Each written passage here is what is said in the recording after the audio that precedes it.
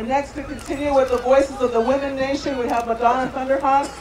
She's a Wounded Knee veteran, an Alcatraz veteran, taking over the BIA building veteran, and everything in between. Oh, Mount Rushmore takeover too, right?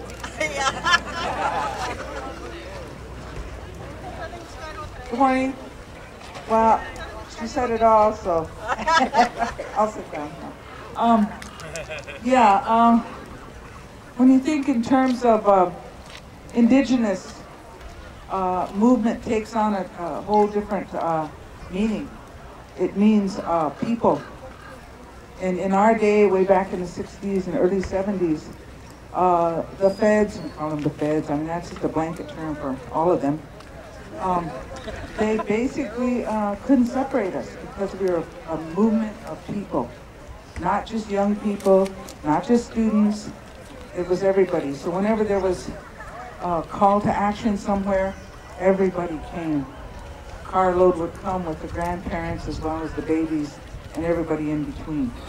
So as indigenous people, ours has always been a land struggle, regardless if we live in the cities or wherever the jobs are, whatever we have to do to survive. It's an intergenerational struggle for our identity and the land. So us older ones now, we get to come and pick up the microphone and do a lot of talking and stuff, but we're kind of kicking back now and making room for the younger ones. Because again, it's an ongoing struggle. It doesn't stop. That's because we're indigenous. This is our land. This is where our ancestors are buried, from coast to coast, north to south. So it goes on. I just wanted to say a little bit about Alcatraz. I came here fresh off of Mount Rushmore when we were up on top of the 4 bases there, doing various things. But I met some people that were from the island, came to the Mount Rushmore action, and they asked if we would come to Alcatraz and help.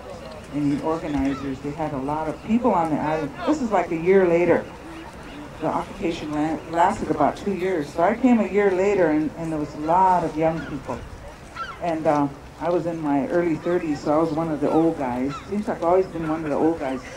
But I helped, with we had a daycare here, and of course a communal kitchen, and it was my first real experience with living in a free society. And I never forgot that. And that's what sustained me all these years to work as a community organizer.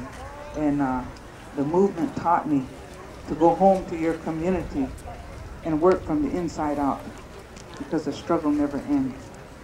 So this island has a lot of memories for me. And my daughter, I want her to come over here and stand by me. She was 3 years old, and she came with me to the island. So she was here when she was 3. And so we had that's my interest, of course, was there was a lot of other families here and a lot of other children.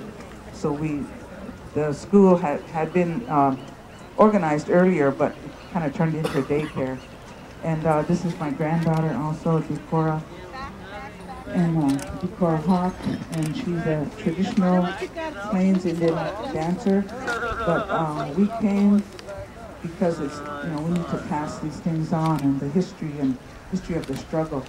So this is like 3 generations, and they'll pick up after me. So I'm so glad to see all of you here, and I want to thank you very much.